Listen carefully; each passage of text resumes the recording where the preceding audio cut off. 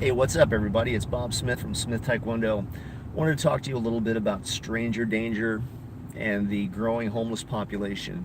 Even though Hawaii politicians are lying about the numbers growing because they're constantly trying to tell us the numbers are going down, but the local people here are becoming desensitized to the homeless population. Used to be maybe 3, 4 years ago, you'd see them wandering up and down the street from time to time, but now it's gotten so bad that you literally have to step over them to go into any small business. Jack in the Box, for example, Taco Bell,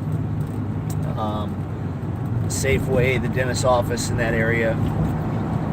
They're literally just staying directly in front of you so that you have to step over them. So if people think that that isn't a concern, well, you're part of the problem. There have been 2 recent attempted abductions here just in Kaneohe alone, and one of them took place in Long's Drugs and the other one took place in Kaneohe Bay Shopping Center.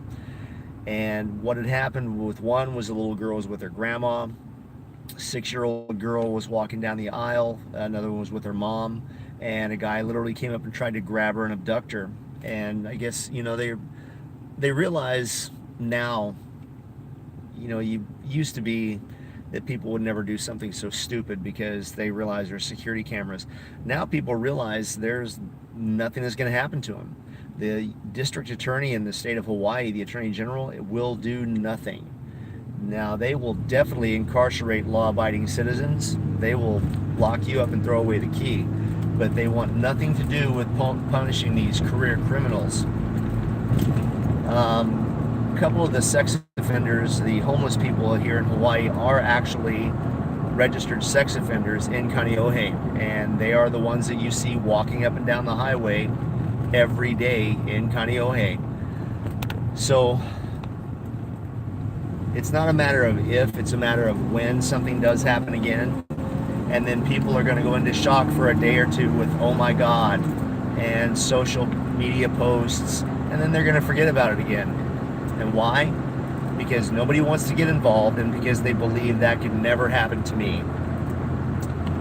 That's usually the stand that parents take, is that was terrible, thank God it wasn't my child. Or, oh my gosh, that was terrible, I'm so glad it wasn't my child. Or, I'm too busy to do that. I don't have time to take my child to their karate classes. Or their taekwondo classes, or their jiu-jitsu classes. I don't have time, we're just too busy. My child has to play every sport. Or I don't want to force them to do anything that's going to cause them to feel stressed out or feel like they have to perform. I don't want my child to ever have a negative experience. Or I want to be my child's best friend. Or that would never happen to me.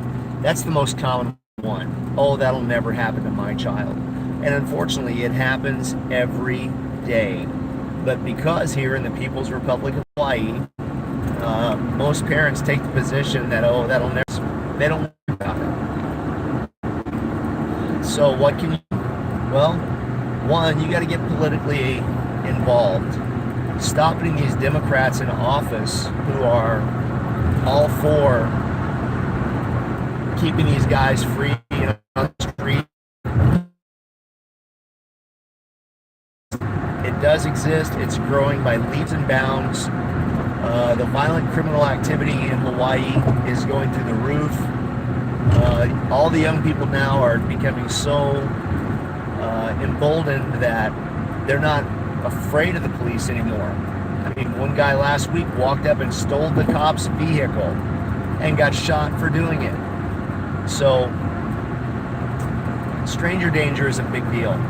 If you have a child that's shy, or they're quiet, or maybe they're a little introverted, or maybe they're partially learning disabled, maybe they're autistic, maybe they have a physical disability, who knows? But you more than ever have a responsibility to teach those kids, to get them involved and teach them that bad things can happen in life. The best way to prevent it is for them to be prepared. Put them into an ongoing martial arts program. Teach them how to speak up around strangers. More importantly than strangers, teach them to speak up around anybody. This includes your bishop. This includes your priest. This includes your pastor of your church. Think about Pennsylvania recently. 300 priests, over 1,000 children. Cardinal Carrick, over 70 years of abuse. Think of the number of lives he's destroyed. But you know what? A large percentage of the people in the church would say, oh, that's not Father Clancy.